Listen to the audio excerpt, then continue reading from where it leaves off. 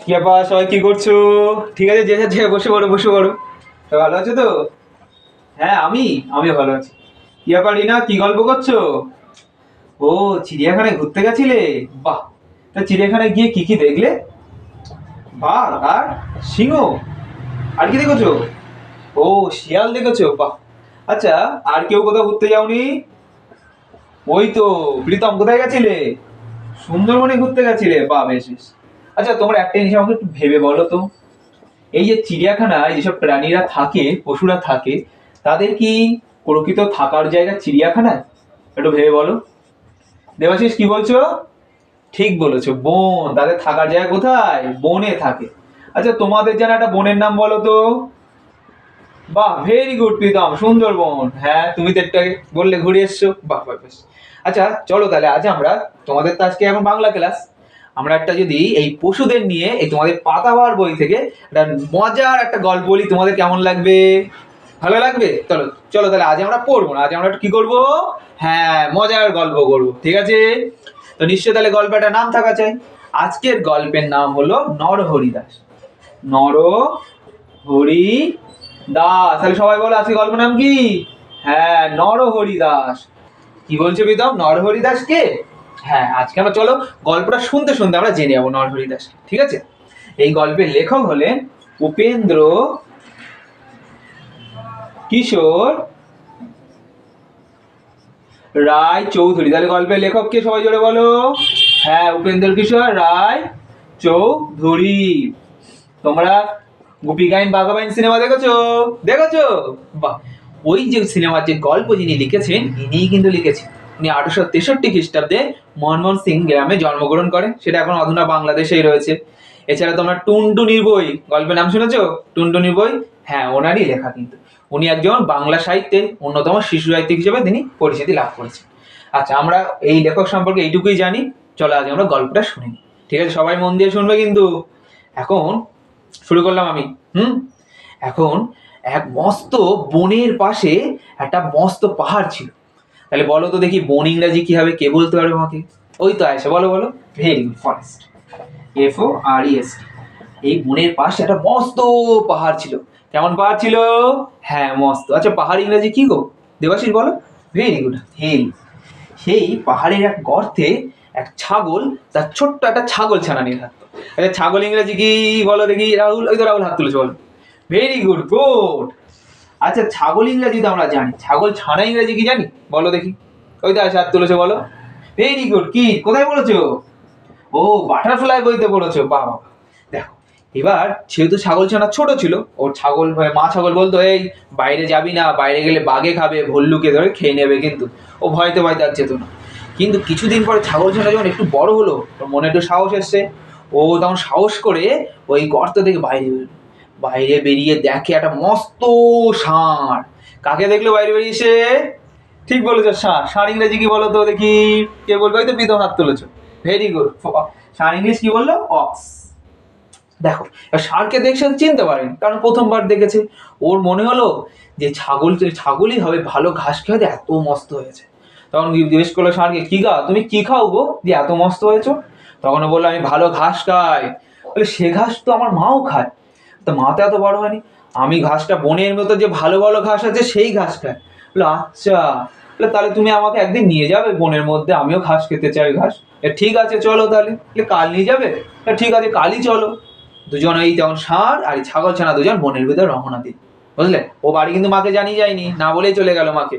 গেল, গিয়ে সেখানে ছাগল ছানা পেট ভরে ঘাস খেয়েছে, একদম পেট এত মোটা হয়ে গেছে আর চলতেই পারে না। তখন বললো ষাঁড়কে, আচ্ছা তুমি আজকে তোমার বাড়ি যাও, আজকে আমি এখানেই থেকে যাই। ঠিক আছে, তুমি থাকো। তা থাকতে তো একটা জায়গায় হবে। এবার ও ছিল এক গর্তে, সেই গর্তটা ছিল এক শিয়ালের। কার গর্ত ছিল? শিয়াল। আচ্ছা, শিয়াল ইংলিশ কি বলো তো? ভেরি গুড আয়সা, ফক্স। শিয়ালের গর্ত। শিয়াল ছিল না সেদিন বাড়ি, শিয়াল সেদিন ওর মামার বাড়ি গেছিল। শিয়ালের মামা কে জানো? শিয়ালের মামা হলো বাঘ। কে? হ্যাঁ, বাঘ। আচ্ছা, বাঘ ইংরেজি কি বলো? Very good Pritam, tiger. Tiger. এবার শিয়াল তো নিমন্ত্রণ ছিল বাঘের বাড়িতে। বাঘের বাড়িতে নিমন্ত্রণ খেয়ে যখন শিয়াল ফিরল, ও তখন বুঝতে পারলো ওর গর্তে কালো মতন কিছু একটা আছে। ও তখন বললো, ও ভাবে যে হয়তো রাক্ষস টাক্ষস হবে। কি ভেবেছে? হ্যাঁ, রাক্ষস। কে গা আমার গর্তে?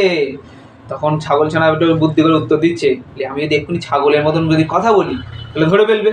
যখন একটু গলার স্বরটা ভারী করে বলছে, লম্বা লম্বা দাড়ি, ঘন ঘন নারী, সিংহের মামা আমি নরহরি দাস, 50 ভাগে মোর এক গ্রাস। বুঝলে, এই কথা যেই না বলেছে, আচ্ছা বলো তো এই নরহরি দাস কার মামা ছিল? ঠিক বলেছে, সিংহ। আচ্ছা সিংহ ইংরেজি কি? Very good, lion. আচ্ছা 50 গ্রাস, গ্রাস মানে তোমরা জানো? গ্রাস মানে হলো গাল, গ্রাস মানে খাওয়া বা গাল। হ্যাঁ 50টা বাঘ সে এক গালে খেয়ে নেয়, বুঝলে? এবার এই না শুনে শিয়াল তো পেয়েছে ভয়, ও দৌড়ে গেছে আবার সেই মামার গাড়ি। কার কাছে? মামা কে ছিল? হ্যাঁ বা গিয়ে বলছে, মামা মামা আমার গর্তে নরহরি দাস এসছে। কে এসছে? হ্যাঁ নরহরি দাস। এবার সেই না শুনে মা বলছে, নরহরি দাস কে এসে? জানো মামা, সে 50টা বাঘ এক গালে খেয়ে নেয়। তাই নাকি? বাঘ তো আরো শুনে রেগে গেছে, বলে চল তাহলে গিয়ে দেখি। এবার তখন বলে, না আমি যাবো না, আমার ভীষণ ভয় লাগছে। বলি, মামা যেতে পারি যদি তোমার লেজের সাথে আমার লেজটা ভালো করে বেঁধে নাও। ঠিক আছে চল তাহলে তাই করা হোক। বাঘ কি করলো, শিয়ালের লেজের সাথে নিজের লেজটা ভালো করে টাইট করে বেঁধে নিল। আর দুজন গেল। দূর থেকে ছাগল ছানা লক্ষ্য করলো বাঘ আর শিয়াল আসছে নিজের লেজে দড়ি বেঁধে, নিজের লেজ দুটো বেঁধে। দুজন যখন এই গর্তের কাছাকাছি এলো, তখন ছাগল ছানা জিজ্ঞাসা বললো, দূর হতভাগা, তোকে দিলাম 10 ভাগের করি, তুই 1 ভাগ নিয়ে এলি লেজে দিয়ে দড়ি। এই না শুনে বাঘ তো সন্দেহ জেগেছে, এই আমার এই ভাগনা এ নিশ্চয়ই আমাকে ফাঁসানোর জন্য, নরহরি দাসকে দিয়ে খাওয়ানোর জন্যই আমাকে এনেছে। এবার এই না ভেবে বাঘ তো পেয়েছে ভীষণ ভয়, বাঘ দেখছে ওখান থেকে দৌড়। আর বাঘের লেজে কে বাঁধা ছিল? ঠিক বলেছে, শিয়াল। আর শিয়ালও দৌড়চ্ছে, কিন্তু শিয়াল তো বাঘের সাথে দৌড়ে পাচ্ছে না। ও এবার মাঠে ঘাটে যেখানে আলে শুধু আচার খাচ্ছে, শুধু আচার খাচ্ছে। আর যখনই আলে আচার খাচ্ছে তখনই বাঘ বলছে, শিয়াল বলছে যে মামাল মামাল মামাল। আর সেই না শুনে বাঘ শুধু ভাবছে, যখনই আল আল বলছে তখনই বাঘ ভাবছে, নরহরি দাস এলো, নরহরি দাস এলো, নরহরি দাস এলো। এই না শুনে বাঘ তো আরো বেশি জোরে ছুটছে। সারা রাত ধরে শুধু ওরা দুজন ছোটাছুটি বাড়িতে। আর এইদিকে যখন সকাল হলো, শিয়াল যেন আরামসে বাড়ি ফিরলো। আর এদের ভিতরে সকালের সম্পর্ক পুরো শেষ। তারপর তো শিয়াল আর কোনোদিন বাঘের সাথে আলাপ করলো। আর আমার গল্প এখানে শেষ হলো। আচ্ছা গল্পটা তোমাদের কেমন লাগলো? ভালো লেগেছে? তাহলে এবার তোমরা বলো তো দেখি, এই নরহরি দাস কে ছিল? ঠিক বলেছো প্রীতম, ছাগল ছানা ছিল। দেখেছো ছাগল ছানা কত বুদ্ধি? তাহলে দেখলে বুদ্ধি থাকলে কি হয়, উপায় হয়। আর বুদ্ধি ছিল বলে শিয়াল আর বাঘের গালের থেকে কিন্তু ফিরে আসতে পেরেছে। ঠিক আছে চল, তাহলে আমরা গল্পটা তো জানলাম, গল্প থেকে একটা নীতিবাক্যও শিখলাম। এবার তোমরা একটু বোর্ডের দিকে দেখো, দেখো তো এই ধারে কটা প্রাণীর নাম লিখেছি, কি কি লিখেছি আয়শা তুমি বলো। ঠিক গোট, তারপরে ঠিক বলেছো কীট, তারপরে হ্যাঁ অক্স। বলো তো এই প্রাণীগুলো কি খায়? হ্যাঁ প্রীতম ঠিক বলেছো, ঘাস। ঘাস খাওয়াই যে প্রাণীগুলো ঘাস খায় তাদের আমরা কি বলি? পরিবেশে তোমরা পড়েছো, ঠিক বলেছো, তৃণভোজী। তৃণ তৈরি মধ্যাহ্ন, হ্যাঁ তৃণভোজী। ইংরেজিতে বলে হার্বিভোরাস। কি বলবে?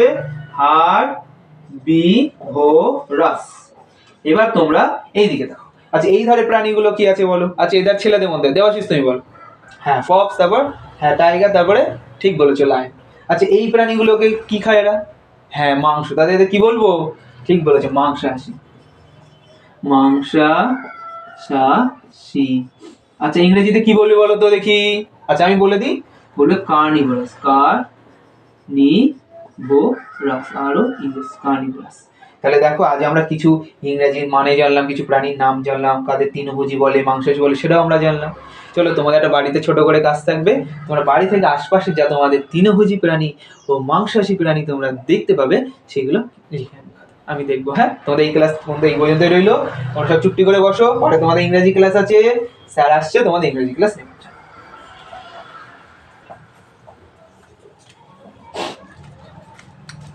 কি বলছো?